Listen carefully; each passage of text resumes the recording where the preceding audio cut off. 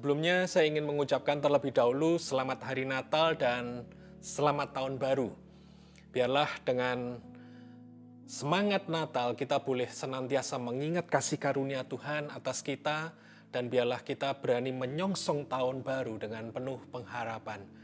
Baik, sebelum merenungkan firman, mari kita ambil waktu untuk berdoa terlebih dahulu. Terima kasih Bapa untuk hari ini kalau kami boleh berkumpul bersama dan kalau sebentar lagi kami akan merenungkan sebagian dari firman-Mu, biarlah Engkau sendiri Roh Kudus yang bekerja di antara kami, Engkau sendiri Roh Kudus yang berbicara kepada setiap kami dimanapun kami berada Tuhan. Biarlah Engkau yang menyingkapkan wahyu, Engkau yang menyingkapkan firman-Mu Tuhan, dan biarlah Engkau sendiri yang memberi kami visi Tuhan akan apa yang harus kami kerjakan. Terima kasih Tuhan, di dalam nama Tuhan Yesus. Amin. Baik saudaraku, hari ini saya ingin berbagi sebuah pesan yang sangat penting untuk kita boleh menyongsong di tahun yang baru ini dan kita boleh menghidupi tahun yang baru ini dengan semangat yang baru yang berasal daripada Tuhan. Apapun yang sedang terjadi, saudaraku. Nah, saya ingin berbagi tentang harapan baru. Nah, coba kita lihat sejenak dari Yesaya 60 ayat 1 dan 2. Kitab Yesaya 60 ayat 1 mengatakan, "Bangkitlah, menjadi teranglah, sebab terangmu datang, dan kemuliaan Tuhan terbit atasmu. Sebab sesungguhnya kegelapan menutupi bumi dan kekelaman menutupi bangsa-bangsa. Tetapi terang Tuhan terbit atasmu dan kemuliaannya menjadi nyata atasmu." Ada satu seruan dari kitab Yesaya mengatakan bahwa orang percaya harus bangkit dan menjadi terang, saudaraku. Sebab terangmu datang dan kemuliaan Tuhan terbit atasmu. Nah, apapun yang sedang terjadi saat ini, kitab Yesaya mengatakan bangkitlah, menjadi teranglah. Memang bukan kita terang itu. Ya, nanti kita akan lihat lebih lanjut siapakah terang itu yang sebenarnya. Kita hanya merefleksikan, kita hanya melanjutkan terang itu. Nah, kenapa kita harus bangkit dan menjadi terang? Ya, ada alasan apa sebenarnya sehingga kita benar-benar diserukan ada satu urgensi untuk bangkit dan menjadilah terang. Ayat 2 dikatakan, "Sebab sesungguhnya kegelapan menutupi bumi dan kekelaman menutupi bangsa-bangsa, tetapi terang Tuhan terbit atasmu dan kemuliaannya menjadi nyata atasmu." Nah, ada dua alasan yang sangat kuat kenapa kita harus bangkit dan menyatakan terang. Yang pertama dikatakan kegelapan menutupi bumi, dan yang kedua kekelaman menutupi bangsa-bangsa. Kegelapan itu bayangkan saudaraku misalkan listrik mati satu kota. Ya, jadi listrik mati satu kota sehingga tidak ada penerangan apapun. Nah, kira-kira itulah kalau zaman sekarang yang namanya kegelapan adalah itu. Ya, jadi di mana semuanya gelap sekali. Dan yang disebut dengan kekelaman itu adalah satu mendung yang sangat pekat sekali. Jadi bayangkan sekali lagi di malam hari listrik satu kota mati dan langit ditutup oleh mendung yang sangat pekat. Nah, itulah yang disebut dengan kegelapan dan kekelaman. Maka tentunya yang terjadi apa? Kita tidak punya jarak pandang. Tidak punya. Ya, orang tidak tahu kemana dia harus melangkah, apa yang harus dia lakukan. Dan kekelaman seringkali juga melambangkan ada satu kesedihan, ada satu tekanan yang sangat berat, ada satu keputusasaan yang sangat luar biasa.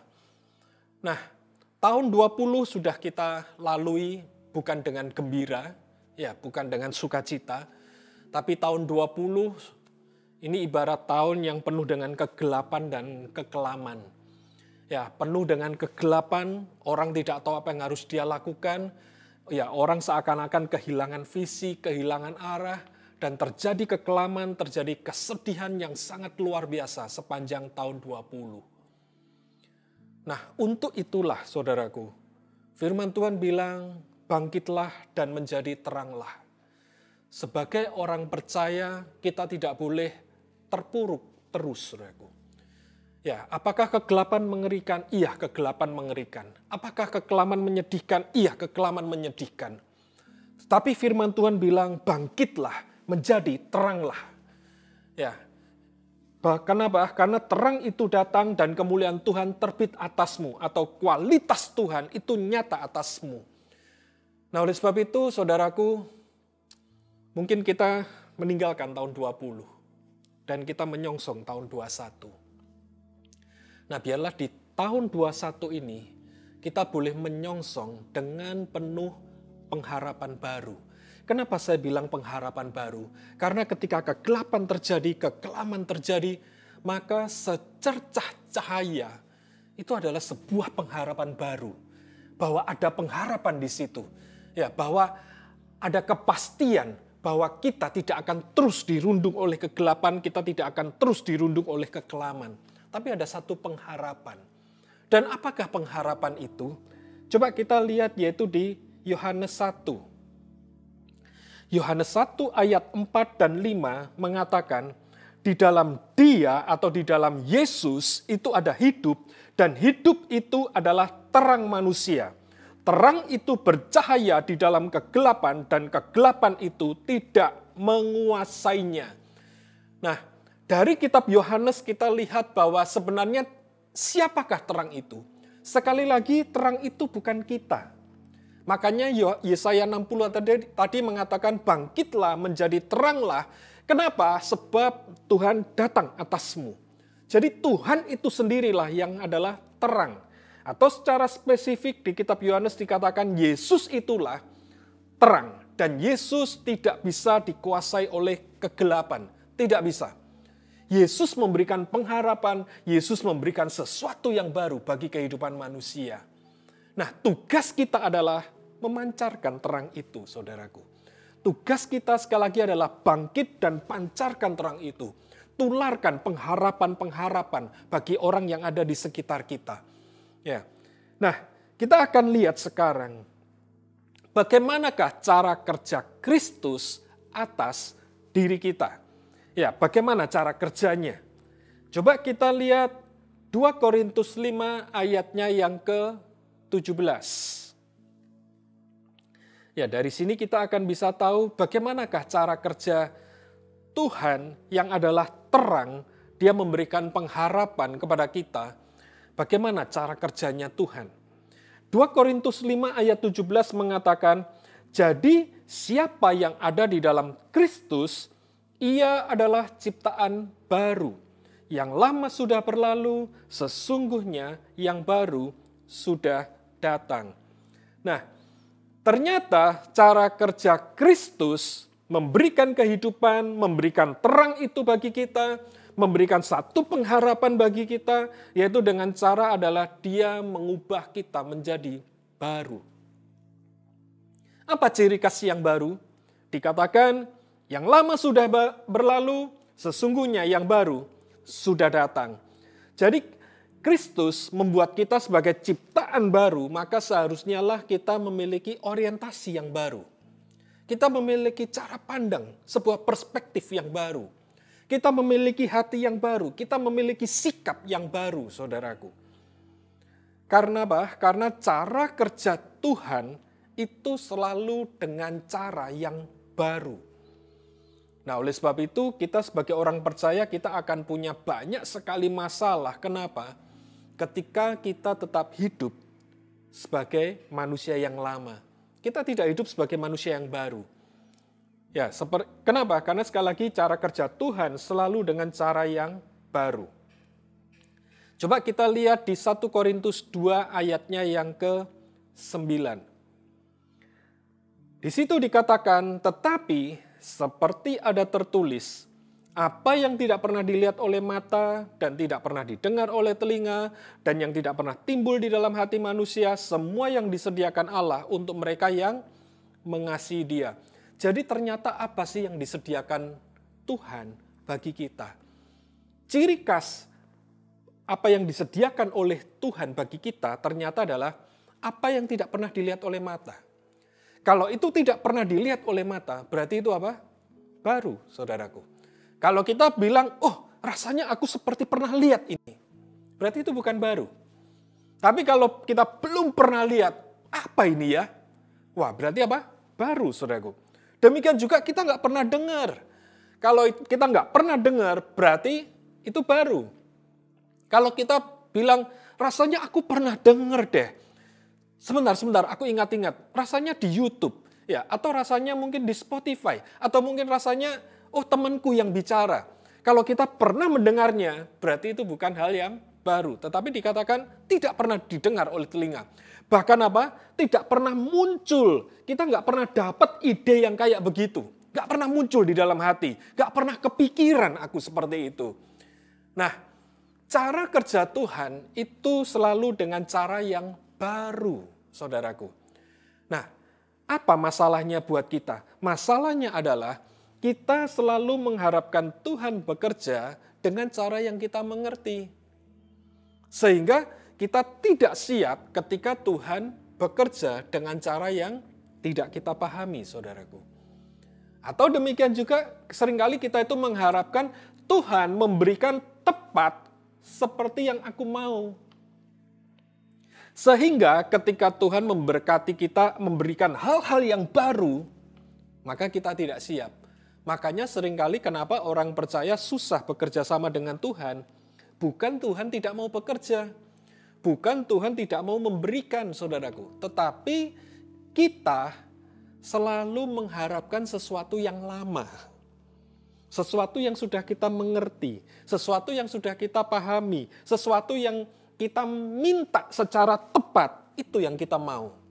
Nah, padahal cara kerja Tuhan sekali lagi selalu dengan cara yang baru.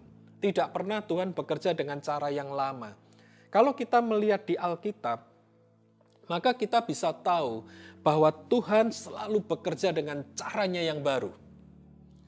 Pada waktu Musa sedang berperang, ya, waktu Musa di padang gurun berperang, maka Musa menggunakan cara bagaimana dia bertekuk lutut, dia berdoa dan tangannya mengangkat tongkat. Dan ketika dia lemah, maka Israel kalah. Tetapi ketika tangannya diangkat, tongkatnya diangkat, maka Israel menang. Sehingga dia harus ditopang kiri kanan tangannya, supaya Israel menang. Dan Yosua gawatnya tidak pernah mencontoh atau tidak pernah mengkopi caranya Musa. Yosua berperang dengan caranya yang baru. Ya, bagaimana Yosua harus mengelilingi tembok Yeriko. Cara yang dilakukan oleh Yosua tidak pernah dilakukan oleh Musa. Cara yang dilakukan oleh Musa tidak pernah dilakukan oleh Yosua. Dan cara yang dilakukan oleh Musa tidak pernah dilakukan oleh Yosua dan juga tidak pernah dilakukan oleh Daud, saudaraku. Kita tidak pernah membaca bagaimana ketika Daud melawan Goliat, Daud sibuk lari-lari, ya kan? Sibuk lari-lari mengitarin Goliat sampai 7 kali dan kemudian jatuhlah Goliat. Kenapa? Karena pusing, ya kan? Melihat Daud yang kecil lari-lari, ya kan? Dia pusing, dia tertawa-tertawa. Kenapa? Karena Daud kelihatan kecil, imut, lucu, lari-lari. Kita tidak pernah membaca seperti itu, saudaraku. Kenapa? Karena Tuhan selalu menggunakan caranya yang baru. Ya, Tuhan tidak pernah sekali lagi menyuruh Daud mempelajari caranya Musa, mempelajari caranya Yosua, dan kemudian dikopi oleh Daud. Tidak pernah, saudaraku. Setiap peperangan terjadi, Tuhan selalu menggunakan caranya yang baru. Meskipun bagi Daud, mungkin caranya Daud bukanlah cara yang baru. Tetapi caranya Daud di luar ekspektasi orang-orang profesional. Kenapa? Karena orang-orang profesional di medan peperangan, maka tentunya Daud seharusnya memakai baju perang. Daud seharusnya memakai perlengkapan perang. Ya, makanya Saul berusaha memberikan kepada Daud, tetapi Daud tidak bisa. Daud tidak bisa menggunakan itu dan dia tidak mau. Dan kemudian ketika dia menghadapi Goliat, Goliat pun juga kaget. Kenapa? Karena Daud tampil sebagai orang yang tidak profesional di hadapannya dia. Makanya sampai Goliat bilang, emangnya aku ini anjing, kok kamu datengin dengan apa? Dengan pakaian gembala, dengan senjata gembala. Kenapa? Karena bagi Goliat, Daud betul-betul kelihatan tidak profesional dan itu di luar ekspektasinya sama sekali. Sehingga mungkin Goliat pun juga bingung bagaimana caranya menghadapi Daud. Karena apa? Karena sekali lagi di luar ekspektasinya dia. Daud tampil menunjukkan sesuatu yang baru di bangsa Israel. Yang tidak dilakukan oleh orang lain. Tetapi sebenarnya itu sudah sering dilakukan oleh Daud. Nah, Daud tampil dengan caranya sendiri, sesuatu yang baru. Demikian juga kalau kita berbicara tentang Yesus. Yesus selalu tampil dengan cara-cara yang berbeda. Dia membuat mujizat dengan cara yang berbeda, tidak pernah sama. Dan sekali lagi Yesus juga tidak pernah mengkopi apa yang pernah terjadi sebelumnya. Makanya sampai ada satu statement di Alkitab yang cukup menarik sekali, di mana ketika orang-orang melihat mujizat yang dilakukan oleh Yesus, orang-orang sampai bilang begini, yang kayak begini belum pernah kita lihat. Sama sekali belum pernah kita lihat. Yesus tampil di luar ekspektasi, saudaraku. Yesus tampil selalu memberikan sesuatu yang baru, sesuatu yang baru. Kenapa harus sesuatu yang baru? Kita peratapan menunjukkan bahwa tak berkesudahan kasih setia Tuhan, tak habis-habisnya rahmat-Nya, selalu baru tiap pagi. Besar kesetiaanmu. Kenapa sih Tuhan itu harus memastikan bahwa kita itu selalu menerima sesuatu yang baru? Sederhana banget, saudaraku. Kenapa kita harus menerima sesuatu yang baru? Supaya kita tidak bisa dikalahkan oleh musuh. Kalau kita selalu menggunakan cara yang lama, maka musuh sudah tahu. Selayaknya seperti sebuah pertandingan. Sebuah pertandingan, misalkan itu pertandingan bola, atau pertandingan tinju, atau pertandingan apapun juga, maka bagaimana supaya musuh bisa memenangkan? Salah satu tipsnya adalah, lihatlah rekaman-rekaman pertandingan. Ketika kita melihat rekaman-rekaman pertandingan musuh, maka sudah pasti kita akan menemukan triknya musuh. Ya, triknya lawan. Kita akan melihat kebiasaannya mereka. Sehingga ketika di medan pertempuran, maka lawan pun mudah dikalahkan. Kenapa? Karena kita sudah tahu triknya. Tetapi lawan akan tetap menang, musuh akan tetap menang, saudaraku. Ketika apa? Ketika dia tampil, tiba-tiba di luar ekspektasi, ada satu trik baru yang dimunculkan. Maka di situ potensi kemenangan bisa direbut. Nah, demikian juga musuh kita, iblis, itu sudah ribuan tahun. Sudah sejak awal dia itu perang melawan Adam dan Hawa. Jadi dia sudah tahu berbagai macam trik, saudaraku. Nah, jadi kalau kita tidak siap menerima sesuatu yang baru dari Tuhan, ya jangan heran kalau kita juga akan berputar-putar di dalam kekalahan demi kekalahan. Ya, kenapa? Karena sebetulnya cara kerja Tuhan itu selalu menggunakan cara yang baru. Makanya ketika Yesus tampil di muka bumi, iblis dibikin pusing sama Yesus. Di satu sisi, iblis bilang salibkan dia, tapi di sisi yang lain melalui Petrus, Yesus dilarang oleh Petrus. Petrus melarang Yesus ngomong tentang kematiannya. Nggak boleh kamu ngomong tentang kematian. Seperti itu. Ya, nggak boleh. Iblis dibikin bingung, saudaraku. Kenapa? Karena Yesus selalu tampil dengan cara yang berbeda. Dengan sesuatu yang baru. Nah, untuk masuk di dalam tahun 21 ini, saya hanya ingin berpesan sesuai dengan apa yang sudah kita bahas, saudaraku. Biarlah kita masuk di tahun 21, kita menghadapi tahun ini, kita menghidupi tahun ini, kita benar-benar belajar untuk menerima pengharapan yang baru dari Tuhan. Bagaimana caranya? Jadilah manusia baru. Milikilah hati yang baru. Selalu buka hati, saudaraku. Untuk siap menerima sesuatu yang baru dari Tuhan. Buka pikiran kita, open mind, saudaraku. Ya, untuk apa sekali lagi? Untuk menerima hal-hal yang tidak terduga dari Tuhan. Ya, kita harus belajar benar-benar buka roh kita, buka hati kita, buka pikiran kita dengan intervensi yang dari Tuhan. Siap-siaplah untuk menerima sesuatu yang baru, saudaraku. Supaya apa? Supaya kita juga bisa membagikan pengharapan yang baru bagi orang-orang yang ada di sekitar kita. Oleh sebab itu, bangkitlah, menjadi teranglah. Tularkan pengharapan. Bergeraklah dengan cara yang baru, saudaraku. Bangkitkan orang-orang yang ada di sekitar kita. Tuhan Yesus memberkati. Mari kita berdoa. Terima kasih Tuhan. Biarlah saat ini Engkau berbicara lebih banyak lagi kepada setiap kami Tuhan, dimanapun kami berada. Nyatakan isi hati-Mu Tuhan, dan tuntun langkah-langkah kami Tuhan, memasuki tahun 21 ini Tuhan, dengan penuh kerinduan Tuhan, biarlah kehendak-Mu yang jadi Tuhan. Sehingga kami bukan orang yang kalah Tuhan, tetapi bersama dengan-Mu Tuhan, hal-hal yang baru akan terjadi Tuhan. Apa yang Kau rindukan Tuhan, biarlah semuanya boleh terjadi Tuhan.